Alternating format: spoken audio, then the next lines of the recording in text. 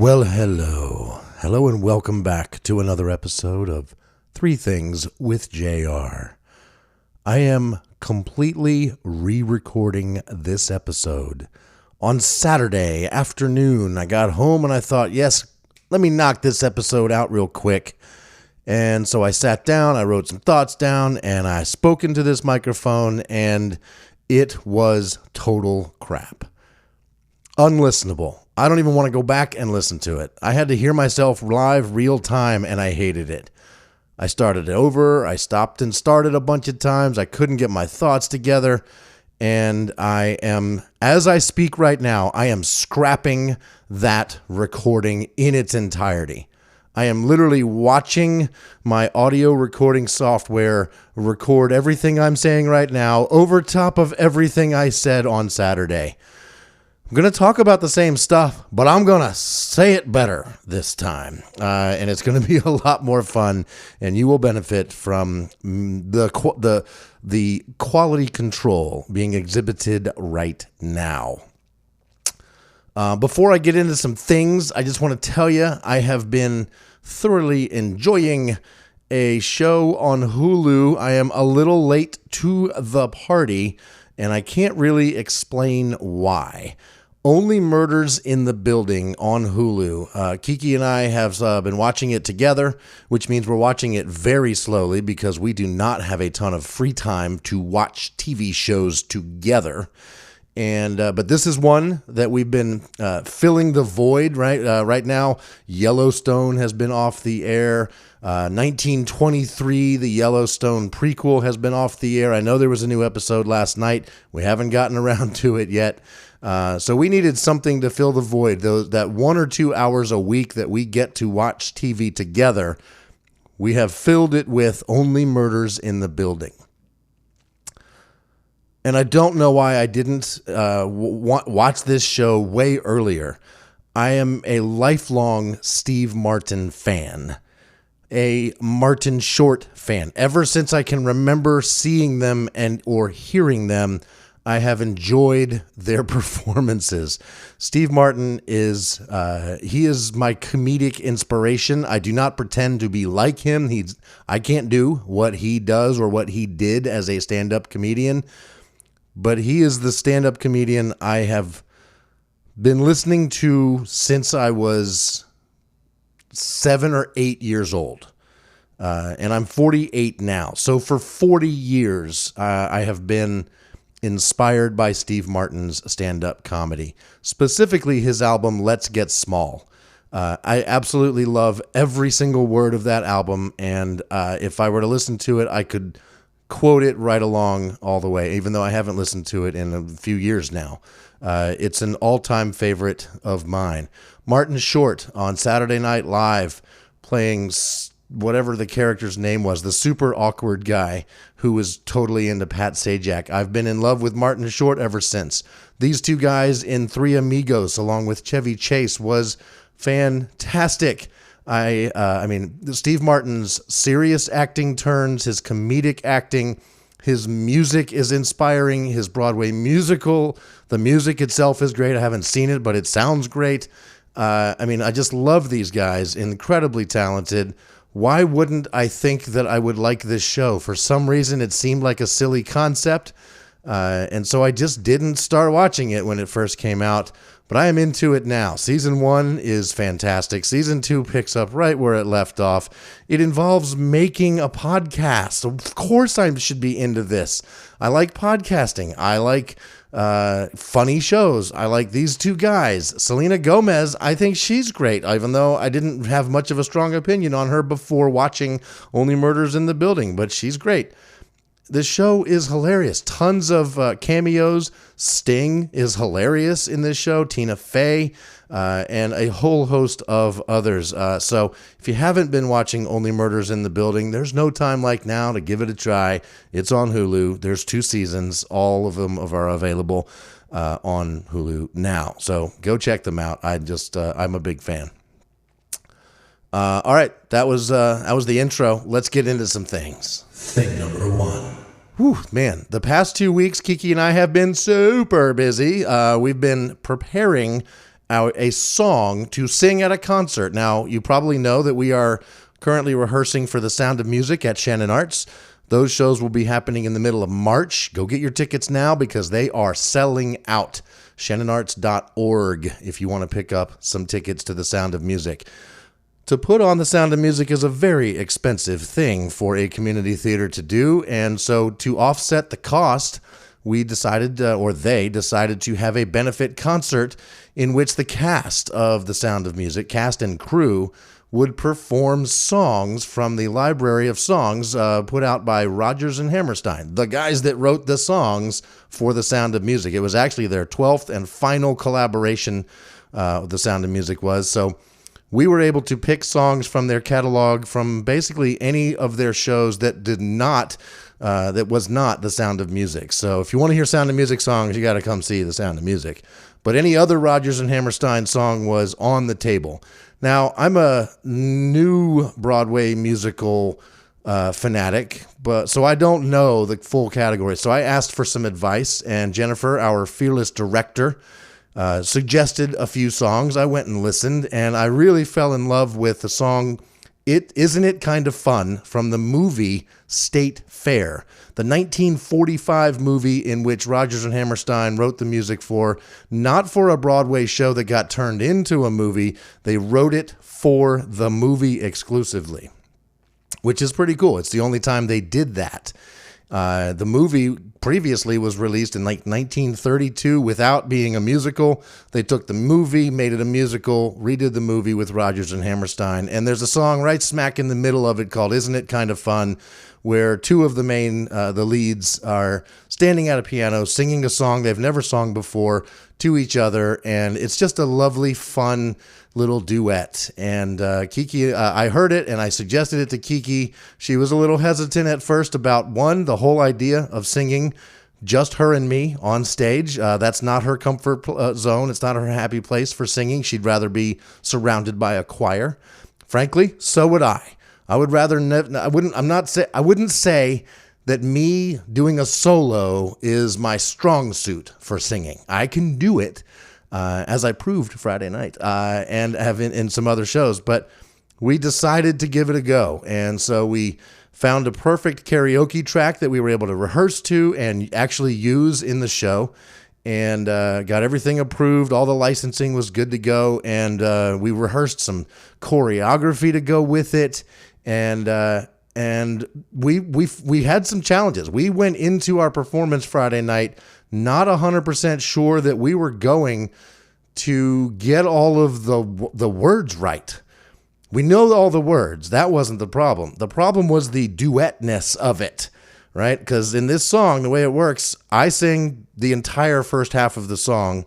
The second half, Kiki, or the female in the song, gets it going, and then we basically trade off the lines. The same lines I sang the first go-round again, except that now it's a back and forth duet sort of a thing. The problem was twofold. One, I would keep singing lines that I wasn't supposed to sing the second time around because they were her lines, and then she would not sing because she was so used to not singing in the first half of the song, so she would forget which verse it was or stop, not sing a verse at all.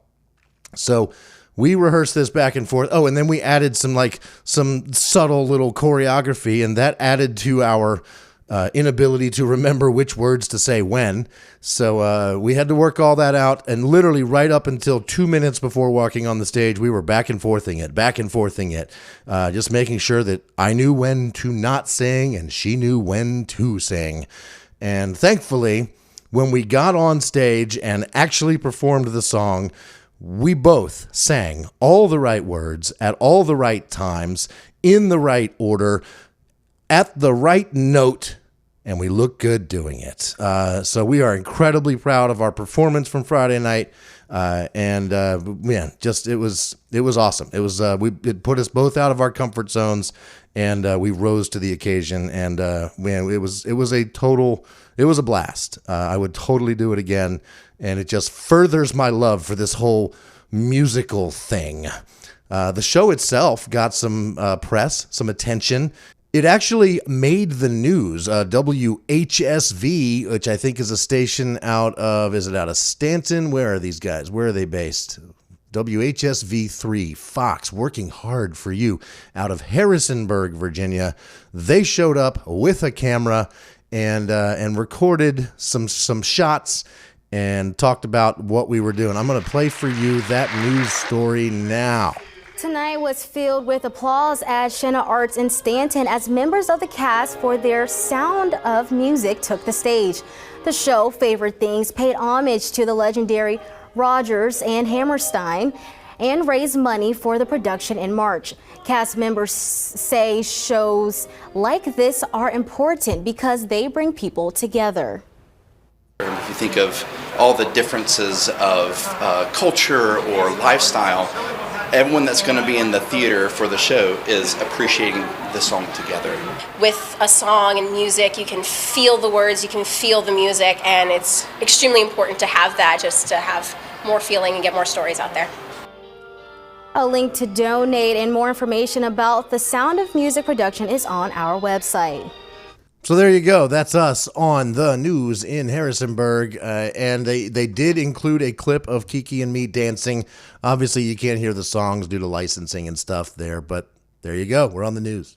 They did one of those things, where they announce at the show that it is not okay to record the show, because it's licensed music and there's not allowed to be, the audience is not allowed to just get out their phones and record the show.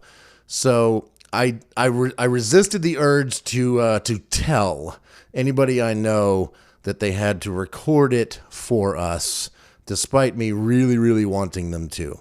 I may have asked if they would like to, if they felt comfortable breaking those rules or not. And if you want to find out if I did ask those people if they would maybe consider it, then let me know. Send me an email to 3thingswithjr@gmail.com, and I'll let you know if I did ask those people and what they said when I asked them. You picking up what I'm laying down there, people? Cool. I got to tell you, I'm kind of glad we're done singing that song because pretty soon I'll stop having that song in my head all day, every day. We listened to it so many times, practiced it so many times, sang it a cappella so many times, sang it with the karaoke track so many times, sang it live for people, and it is still an earworm stuck in my head. It's what I think about. It's just there. And so I am very excited to get some new songs into my head.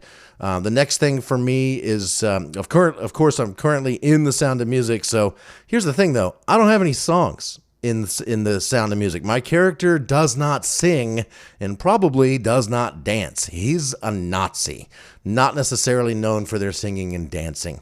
Except for the producers. Those Nazis were pretty great. So my brain is ready to receive new songs to practice and rehearse. And I will be auditioning for The Little Shop of Horrors, which is being put on by the Wayne in the spring. So auditions are in just a few short weeks from now. And I'm very excited to show up and sing a couple songs to try to land a role in The Little Shop of Horrors. And because I know that the people at the Wayne, like Leslie and Sarah, sometimes, maybe all the time, I don't know, listen to this show, I am not going to tell you the songs that I am preparing to sing, but I am absolutely preparing to sing some songs and sing my ass off because I want a pretty juicy role.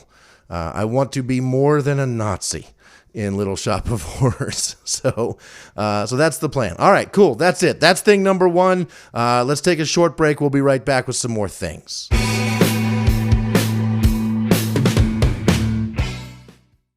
Let there be love. Love will find a way. Yes, it will. Let there be love. Love will find a way. Always. All right, thanks for coming back. it's time for Thing number 2. All right, thing number 2 is the movie You People. It's on Netflix. It's trending. It's popular right now. If you haven't seen the trailers for it, it stars Jonah Hill as a 30-something millennial who falls in love with a black woman, and his effort and her effort to bring their families together. And it presents itself as a romantic comedy in many ways, but there's so much more to it than that. And I want to take this moment to tell you that if you keep listening to this segment, well, spoiler alert, I am going to talk about the things that happened in this movie. Not super detailed, and it's not entirely unpredictable. So it's a questionable how badly I'm going to spoil it for you. But if you don't want to hear what it's all about, skip this section. Go right to thing number 3. Skip ahead about 5 minutes and you'll be okay. So here's the deal. It's very funny. Thoroughly enjoyed it. Lots of laugh out loud moments during this movie. It does indeed star Eddie Murphy as the dad of the black woman. And this is not your typical Eddie Murphy role. He's not dressed up in fat suits. He only plays one character in this movie, and that one character looks and sounds like Eddie Murphy. Except for most of the movie, he's not Eddie Murphying it up at all. He's being super real. And you feel like maybe this guy, in addition to being hilarious, he can sing. I mean, his songs haven't been, Grammy winners or anything, but he has sang. He's multi-talented. He's hilarious. His stand-up comedy is incredible. His stuff on Saturday Night Live, his movies. He's an incredibly talented, very successful guy, known for a certain brand, and none of that was on display here. This was like, a serious turn as an actor in a funny movie, but he was in many ways the straight man, not the funny guy in this movie, which was really cool. And I thought it was kind of nice seeing that side of Eddie Murphy. The movie basically, like, what is it all about? Yes, it's a romantic comedy. Yes, two people fall in love, and in the end, the guy gets the girl and the girl gets the guy. And of course, along the way, there are many bumps in the road, right? Jonah Hill's character struggles to figure out how to convince his potential future in-laws, mother and father-in-law, that he is a genuine, true life, like a genuinely good dude. And for a lot of it fails miserably at presenting himself as a genuinely good dude because he's constantly befuddled at the right things to say and do to impress these people. And he tries way too hard. He lies about all sorts of things about himself. He tries to present himself as way cooler and way more black than he is. But he's horrible at that. And of course, his fiance, trying to work with Jonah Hill's parents. They are Jewish, and they, of course, the parents are horrible at trying to figure out how to embrace a new culture that they're very, very unfamiliar with, and it just does not go well there. And in the end, the Jonah Hill and his fiance, they almost don't get hitched, but Eddie Murphy and Julia Louis-Dreyfus, the mom and the dad in this situation, come together and realize that they have been horrible future parent-in-laws, and they bring the kids back together. Happy ending. And I got to say, yes, it presents itself as a romantic comedy, but I don't think that's really what this movie is about. And that shouldn't really be a surprise based on the name of the movie, You People. That phrase clearly indicates something, and it's really more about that. It's more about what we say and do regarding other cultures. And you could think about, it's almost maybe even a commentary on sort of a woke culture. There is so much wokeness in this movie that it's over the top wokeness. And it's at first you're like, are they being this way like, is this really what they want to present, or are they poking fun at it, or are they commenting on it? And what I really think this movie is about is it's about the awkwardness that many of us feel dealing with race and culture issues, especially when faced with them directly, right? Like, I think I can talk to my friends that I've known for years about race and culture issues pretty much unfiltered. But if you put me in front of a black person, I might get a little nervous about saying the right thing or the wrong thing. And that is exactly what was happening all throughout this movie. And as much as it might have driven you nuts, it's very real. I think a lot of people struggle with this. I wouldn't pretend that I'm not one of them. So I think it embraces that really well. And there is a pressure release valve at the end. When you get to that happy ending, the over-the-top, insecure, woke sort of approach to things is gone. And Eddie Murphy and Julia Louis-Dreyfus are, they're actually now down-to-earth real people. Jonah Hill and his fiance are able to see that maybe this could work. And I just thought it was a really interesting and fun way to deal with that. And I was questioning it the whole way through, but I think in the end it paid off. So there you go. That's my review of You People. Thing number 3. In preparation for this benefit concert I mentioned in thing number 1, I knew I had to look good. And it was clear everybody that would be on stage in the Favorite Things performance, the concert, nobody was going to be dressing casual. There was going to be very fancy ball gowns, very nice suits, things like that. So I took a look at my wardrobe. I didn't have to take a look. I know exactly what's in my closet, and it ain't much. Especially with the recent move. A lot of any clothes that I have that are kind of nice are in storage. Didn't really think I was going to need them anytime soon. And I don't, because what I do not own in my closet or in my storage facility is a suit. I don't own a suit. I have a couple blazers or suit jackets. I have a couple pairs of nice pants, but they don't go together. They're clearly not a suit. And it seemed to me like an actual well put together, well thought out suit was in order for this performance. I probably don't need it for my role as Herr Zeller in The Sound of Music. So if I went to buy a suit, and I did go to the costume shop at ShenanArts to look to see if they had a suit for me, which their costume shop, wow, it's a pretty big room with a ton of clothes in it, and they probably do have exactly what I need in there. However, all the men's suit coats are like 3 racks of clothes up. You got to get on a step ladder to get to them, and the sizes are not easy to find. It would have taken hours to finally find a coat my size, some pants that match it, and it just wasn't worth it. And I thought to myself, I might need a suit at some point, right? If I want to go to a wedding or a funeral or some other formal event, I don't have to consider do these cargo pants look formal enough? Should I wear that sport coat that I own, the pink one or the brown one? Those were my choices until now. And as with the weight I've gained, the pink one really isn't even an option anymore. So, I went and bought a suit. I now own a suit. And I want to tell you what it's like to buy a suit when you have no idea what it means to buy a suit.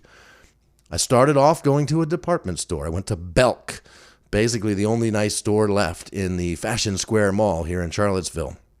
I went to the suit section, and I started looking around. And there was a couple employees around, folding stuff and putting stuff on shelves. And one of them looked over and said, "Hey, do you need any help?"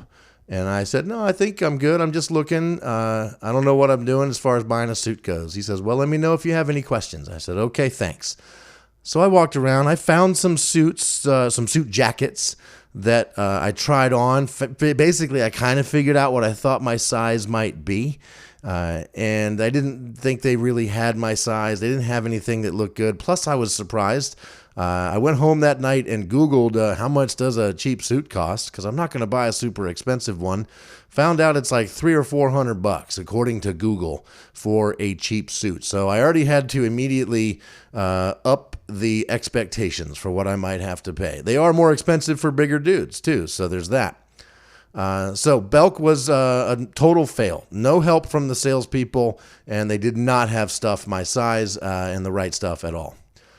Next, I went to Joseph A. Bank, a men's clothiers in Barracks Road Shopping Center here in Charlottesville, and a slightly different experience there.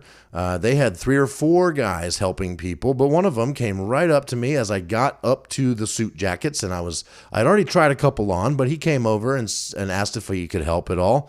And he was a super awkward guy, very nice, with all the intentions in the world, I think, to help me out. But when I told him I need a suit, I've never done this before, he basically answered any questions I had, but he's so awkward. He had like a weird way of looking. He clearly had like some sort of social disorder where he's not good with like making eye contact and sounding like a normal human being. He just had a funky way of talking. Like it made you feel weird. And I hate that I wasn't able to figure out how to work with this guy.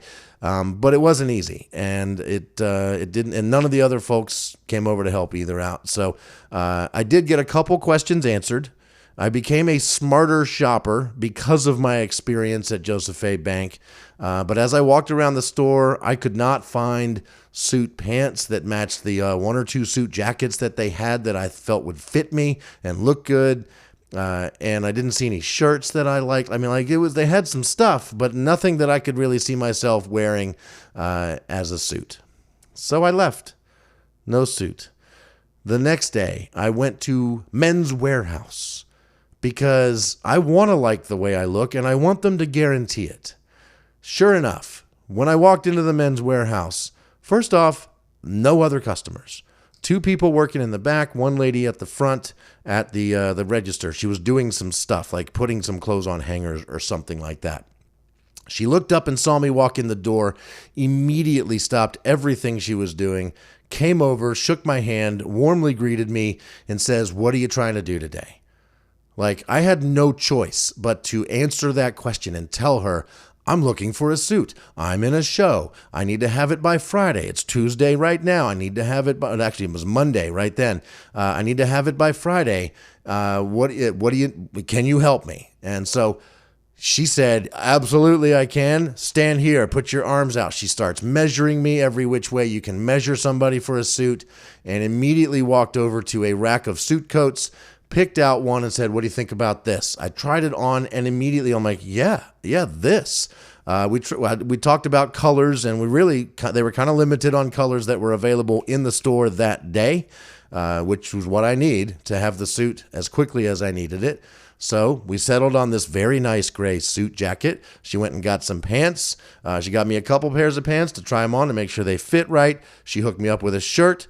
She asked me if I needed socks or a belt. I told her no. What about a tie? I said, I got ties, but they're in storage. She said, let's go look at some ties. What color you need? And I wanted like a nice red shirt. And I was thinking like maybe like a black tie to go with it. They didn't have any shirts that I was sort of envisioning in the right color, kind of like a ruby red sort of a thing. They didn't have that. So I got a white shirt, but I got a really nice, they had a couple different colors of tie, and I could have gotten a red one, but when I saw this beautiful dark purple tie, I just thought that looks exactly right. Got the purple tie. I used my own shoes. I bought some dress shoes last year. I had some socks. I had a belt. So now I'm all suited up. I walked up to the cash register, and the lady started ringing it all up, and I saw the price. I hadn't really looked at the price of everything individually, and so I was just sort of waiting to see what the total was going to be. And I found out that I'm buying something a little bit more than a cheap suit. It's probably not a very expensive suit by suit standards, right? People that buy suits all the time, this is probably to them a cheap suit. But to me, the first suit I will ever buy is somewhere in the medium range. It's not a $1,000 suit. It's not a $300 suit. It ended up being almost a $600 suit. $585 for everything. And I looked at the lady and I said, hey, is there any kind of discount for this being the easiest sale of the day? Because I really felt I did my job as a customer, really making her job easy. I said, this is what I want. And she made it easy for me to make it easy for her. I told her what I wanted, told her why I wanted it. She found what I wanted. I said, I'll buy it. And then I said, hey, is there any kind of discount for the easiest sale of the day? Man, you know what she said? Here's the deal. You'll get a $50 gift card because you're spending $500 with us, and you can use that on your next purchase. You'll get it in about a month. How does that sound to you? On the one hand, it's heartbreaking because I was hoping like a 5 or 10% discount or something might be in order. But on the other hand, I'm a salesperson. That's my job. I train other people to sell stuff. So I know what I train them to say when people ask us for a discount, and it's usually something other than giving them a discount. That's pretty rare. So this lady handled it with a, no, you're not getting a discount. Here's what you will get. And there's the price. And she knew that I needed a suit. And so I paid full price for the suit. Now I will get a $50 discount. So I will probably go back and buy half a belt or maybe one shoe or maybe not even that, maybe a pair of socks. But I will maybe add to my outfit. The suit looked good. I had to get it tailored. I found out you got to get a suit tailored. Didn't know that. You can't just buy the perfect suit off the rack. So I had to get the sleeves shortened a little bit. I had to get the pants hemmed. And they couldn't do it in time. They send their stuff off. It takes a couple weeks. If you're not in a hurry, Men's Warehouse can tailor it for you. It's cheap. I don't know if it's free or included, but it doesn't cost much. It also just isn't fast. So she gave me a already printed out piece of paper with the names of tailors in Charlottesville, said, go to this one first. If they can't do it that fast, then go to the next ones. I went to the first one first. She got me in that day. So this would have been Tuesday. I told her I have to have it by Friday. And if you can have it for me Wednesday, I would pay extra for that. She said, I don't even know. Probably Thursday. But then when it was all said and done, she told me, be back here in 24 hours. I'll have it ready. Bring cash. $85 to tailor the suit. So we're almost $700 for my suit, which is now, it has now been worn for its intended purpose, and it served its purpose well. It is in its protective suit bag on a hanger in my closet. No need to dry clean it yet. I didn't sweat in it. It was great. So I'm good to go on the suit. So if anybody dies anytime soon, I'll have something to wear to the funeral. If anybody's going to get married anytime soon, I've got a suit for the wedding or any other formal occasion. I'm looking for reasons to wear a suit. If you have one, let me know. I don't have a ton of time to go to formal events where I need to wear a suit, but if I can, I will, because I want to wear this suit out. And so if you see that news clip that I just played for you earlier with the song, the link to that news clip will be in the show notes for this episode. And I've already shared it on Facebook, so you may have already seen this suit that I'm talking about. But it looks great. And from my perspective, of course, it is... You've never seen me in a suit before, so it's a completely new and incredible experience, but you've certainly seen other people in suits before, so this is not like an earth-shattering thing.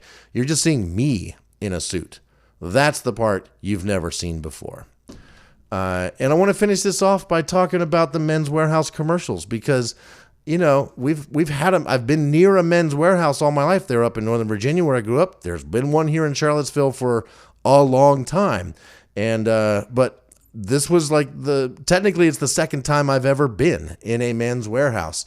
So, but I couldn't help but think about all those Men's Warehouse commercials I've seen over the years, and did a little research into the story, because I remember a few years back, the guy that started Men's Warehouse, George Zimmer, he was outed from his own company. He's the guy who started Men's Warehouse. He was the guy in all the commercials for a long time. And then back in 2009-ish, I think it was, he was outed by his company. He had already been stepping back, but he was now, his services as the guy in charge of the company were no longer needed. The board voted him out. No longer the spokesman on the TV commercials, no longer sitting there on the board making decisions. He still gets a paycheck. He still owns part of the company. And he was, of course, very against being kicked out like that, but he's out. That being said, you got to go to YouTube to find those old Men's Warehouse commercials, which I'm looking at them right now.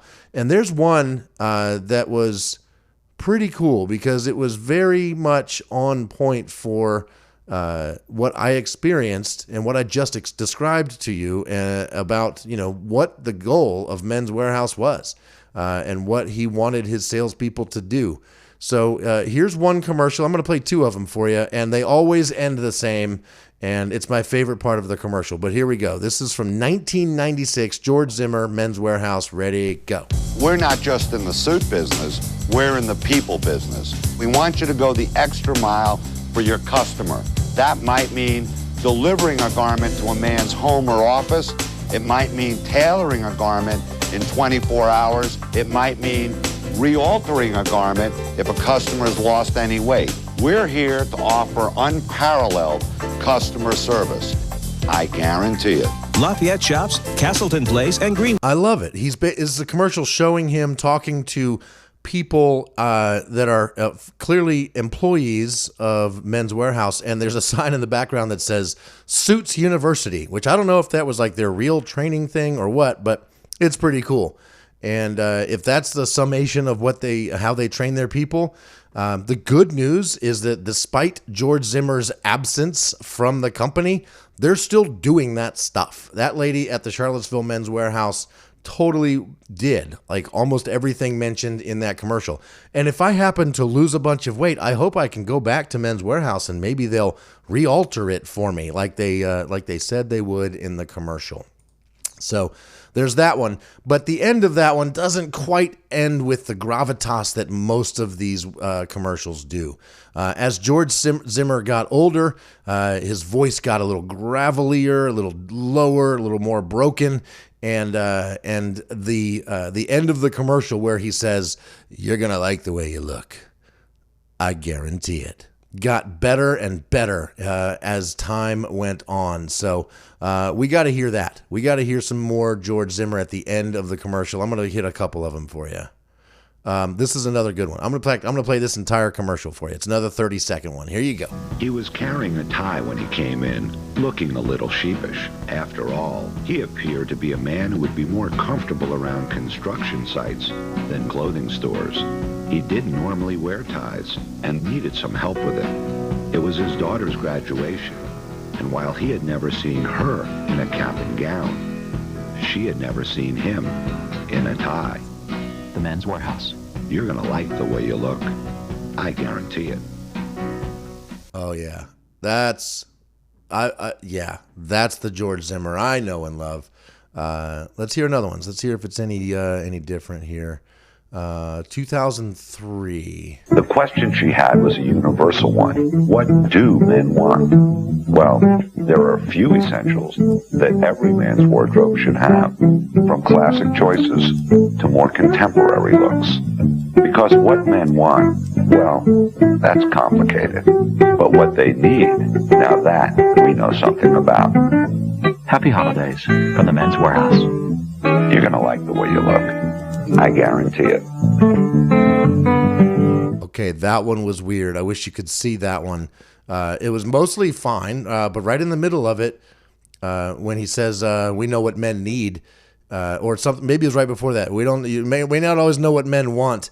They show a guy wearing like a funky suit with a bowler hat, some sunglasses, riding like a child's toy tractor on a bridge that might be like in Central Park or something, and the guy's just like riding it like he's drunk or something. I don't understand the context of that in the commercial, but other than that, and the horrible music. It also sounds horrible because it's so old. It was probably recorded on a VCR tape, and of course it's very low definition, so it looks super blurry compared to today. But that's not the point. The point is, you're going to like the way you look. I guarantee it. Yeah. If there's ever a musical about George Zimmer, I think I want to play this guy. There you go. Thing number one, the benefit concert went very well. Email me, 3thingswithjr@gmail.com if you want to find out if I asked people I know and love to break the law and record video of my performance. Thing number 2, You People was more than just a rom-com. And thing number 3, I bought a suit, and Men's Warehouse, they guaranteed something, and they held up their end of the bargain. So thank you, George Zimmer. And thank you for listening to 3 Things with JR. Next week, Small Things Considered will be back with part 2 of Revolving Doors, the stories of bands that have had way more members than they have had hit songs. So come on back for Small Things Considered next week on Tuesday. That one will drop in. 3 Things with JR will be back 2 weeks from now. Thanks for listening. I'll catch you next time.